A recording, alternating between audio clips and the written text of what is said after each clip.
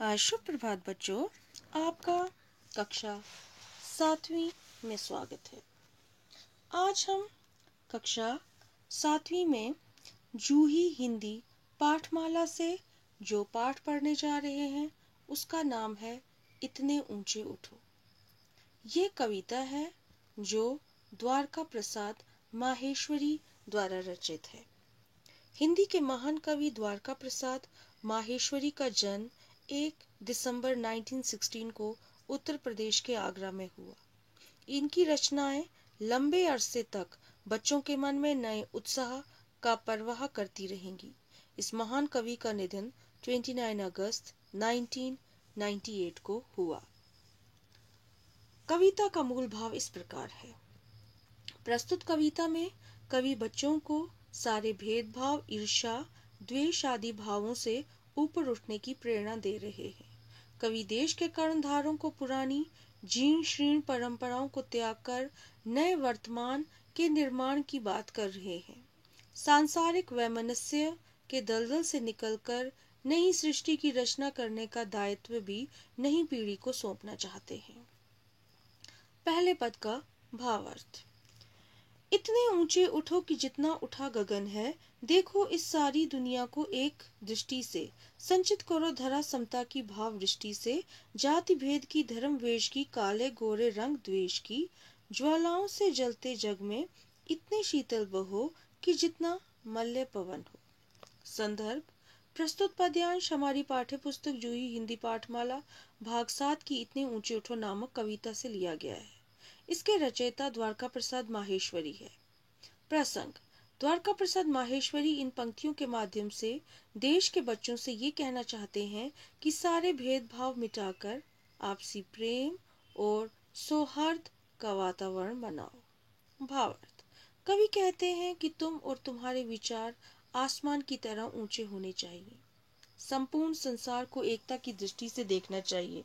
अपने इस भाव से संपूर्ण धरा को संचित करो। जाति, वेशभूषा और काले गोरे रंग के भेदभाव रूपी अग्नि में ये संसार जल रहा है। ऐसे जलते हुए संसार पर तुम मल्य पर्वत से आने वाली शीतल हवा के समान बहो और संपूर्ण दिशाओं में शांति फैलाओ। दूसरे पद का भावार्थ।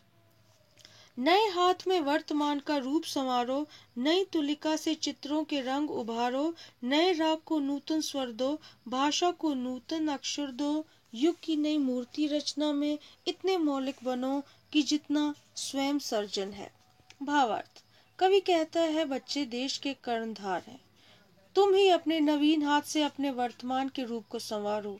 अपने इस वर्तमान रूपी चित्र में नई तुलिका से रंग भरो।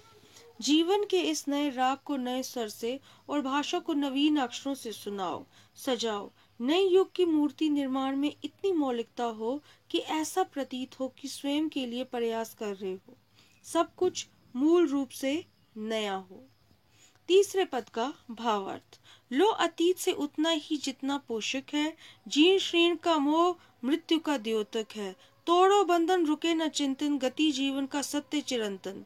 धारा के शाश्वत प्रवाह में इतना गतिमय बनो कि जितना परिवर्तन है। भावार्थ: कवि कहते हैं कि हमें अपने अतीत का उतना ही अनुकरण करना चाहिए जितना आवश्यक हो। पुरानी जीर्ण परंपराओं को त्याग करना चाहिए क्योंकि उनका मोह हमारे लिए मृत्यु के समान है। पुरानी परंपराओं को त्याग करो और अपने चिंतन को गतिशील रखो, क्योंकि गति अथवा आगे बढ़ना ही जीवन का सत्य है। जो सदा से चला आ रहा है उसे परिवर्तनशील समाज में गतिशील रहो और अपने विचारों का विकास करो। चौथे पद का भावार्थ। जहाँ रहे हम धरती को स्वर्ग बनाना, अगर कहीं हो स्वर्ग उसे धरती पर लाना। सूरज चांद चांदनी तारे सब है प्रतिपल साथ हमारे, दो करूप को रूप सलोना, इतना सुंदर बनो कि जितना आकर्षण हो।